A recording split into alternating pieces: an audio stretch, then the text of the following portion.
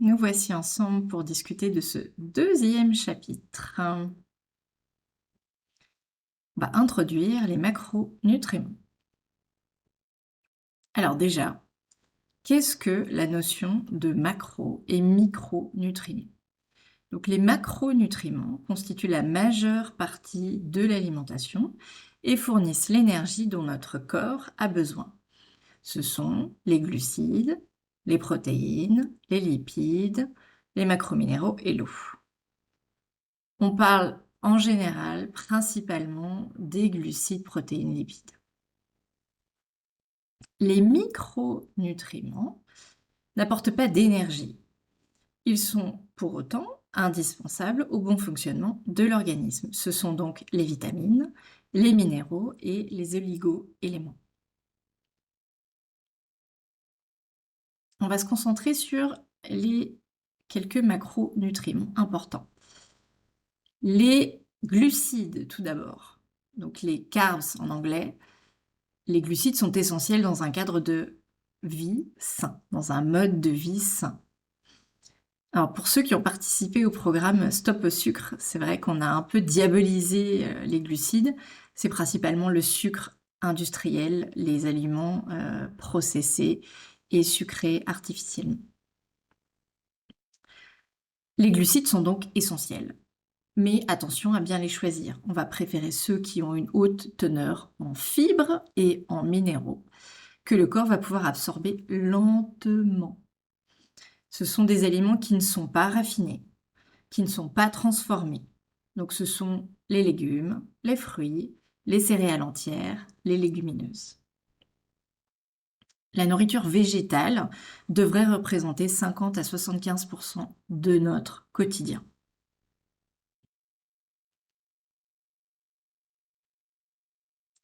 Les protéines, très important. Ce sont elles qui construisent nos muscles, qui régulent les hormones, les enzymes, les neurotransmetteurs. Très important, le corps ne peut pas la stocker. On doit donc constamment et continuellement lui en fournir au travers de la nourriture. Une règle très simple consiste à introduire des protéines à chaque repas. Matin, midi, goûter, soir. Oui, même au goûter. Les protéines devraient représenter 25% minimum de notre assiette.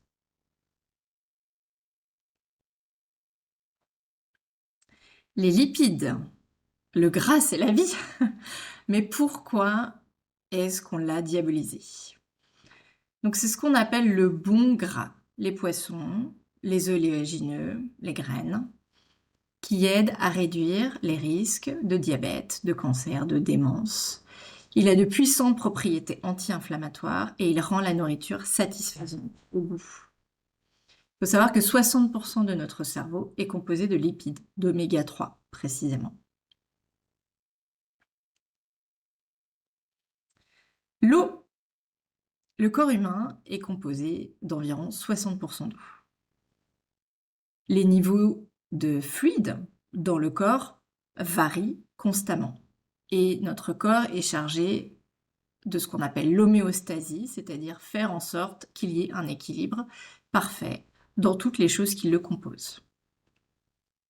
Donc l'eau, on l'a vu, elle est essentielle à nos fonctions biologiques, notamment le maintien de notre température centrale, le transport des nutriments vers les cellules, l'élimination des déchets et le maintien de l'équilibre de notre pH.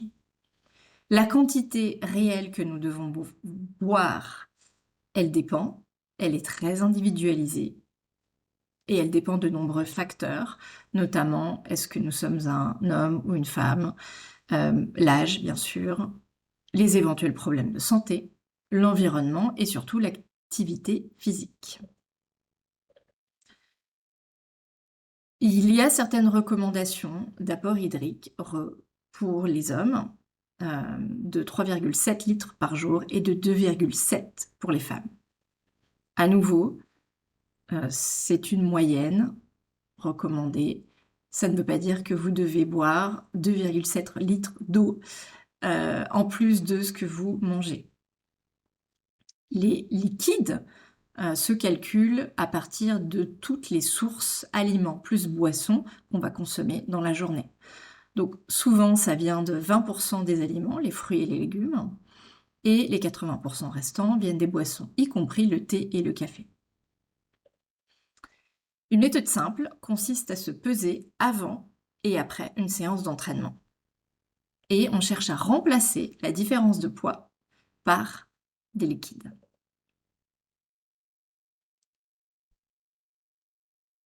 Alors, les macrominéraux, qu'est-ce que c'est?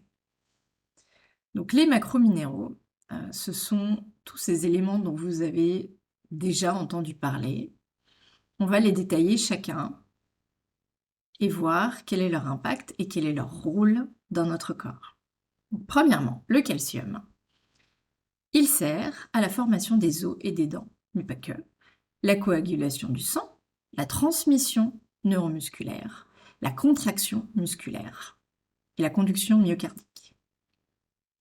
Le chlorure sert principalement à l'équilibre acide-base sanguin et intracellulaire, mais également à la pression osmotique, la fonction rénale. Le potassium sert à la contraction musculaire, vous allez le voir beaucoup, cette contraction musculaire, mais également à la transmission nerveuse, à l'équilibre acide-base intracellulaire. Le magnésium, dont on entend toujours beaucoup parler, notamment en hiver, on nous dit qu'il faut consommer du magnésium. Il sert à la formation des os et des dents, à la transmission nerveuse, à la contraction musculaire et à l'activation d'enzymes. Le sodium, donc le sel, il sert à l'équilibre acide-base sanguin et intracellulaire. La pression osmotique, donc il faut savoir qu'à 37 degrés, la température du corps, le sang humain est de 7,8 bars. Et donc à nouveau, l'homéostasie fait en sorte que cette pression soit stable dans la journée et dans le temps. Le sodium sert également à la contraction musculaire, à la transmission nerveuse. Le phosphore. Le phosphore sert à la production d'énergie, mais également à la formation des os et des dents, et à l'équilibre acide-base sanguin et intracellulaire. Donc, j'ai mis ici à chaque fois un seul exemple, mais quand on écoute, effectivement, quand on rentre dans le détail de chacun de ces éléments, on se rend compte qu'ils se complètent tous et qu'ils ont beaucoup de points communs. La transmission nerveuse, la contraction musculaire, l'équilibre des éléments dans notre corps. Et donc tous vont être extrêmement importants et se retrouver dans notre alimentation. Quand on a une alimentation équilibrée au quotidien, on n'a pas besoin, en dehors de problèmes de santé particuliers, de prendre des compléments en fait. On va retrouver tout ça dans les fruits, les légumes, les protéines, etc. Alors justement, où est-ce qu'on les trouve ces macrominéraux? Donc pour le calcium, on va le retrouver dans les produits animaliers, les produits laitiers, pardon, viande, poisson, œufs, les céréales, les haricots, les fruits et les légumes. Le chlorure se retrouve dans les produits animaliers, les légumes, le potassium dans les laits animaliers, mais également les bananes, les pruneaux, les raisins, les viandes. Le magnésium dans tout ce qui est feuilles vertes, donc notamment les feuilles vertes foncées, les pousses d'épinards par exemple. Les noix, les céréales, les graines, les produits de la mer. Le sodium dans le bœuf, le porc, mais aussi les sardines, le fromage, les olives vertes, le pain de maïs, les chips de pommes de terre et la choucroute. Je connais même un ami qui mange de la choucroute le matin pour être sûr d'avoir ses apports en nutriments. Et enfin, le phosphore, lait, fromage, viande, volaille, poisson, œufs, noix et légumes. Donc quand on regarde la liste de tous ces produits, on en revient à nouveau à il faut une alimentation équilibrée. Dès qu'on commence à supprimer un pan, une catégorie d'aliments, il faut faire très attention à effectivement compenser peut-être, c'est là où les compléments alimentaires peuvent éventuellement entrer en considération. On va passer aux micronutriments. Donc ici, les vitamines et les minéraux. À nouveau, le monde végétal contient toutes les vitamines et minéraux dont notre corps a besoin.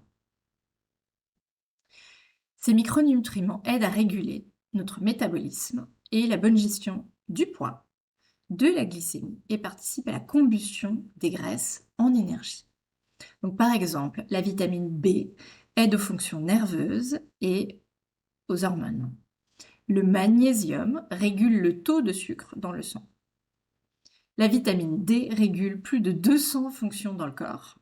C'est pour ça que c'est très important d'en prendre et qu'on en fait prendre sous forme de complément alimentaire aux femmes enceintes pour elles et pour le bébé. Donc la vitamine D, l'une des sources, c'est le soleil, naturel. Et enfin, les oméga 3 pour l'immunité et l'humeur et pour le cerveau.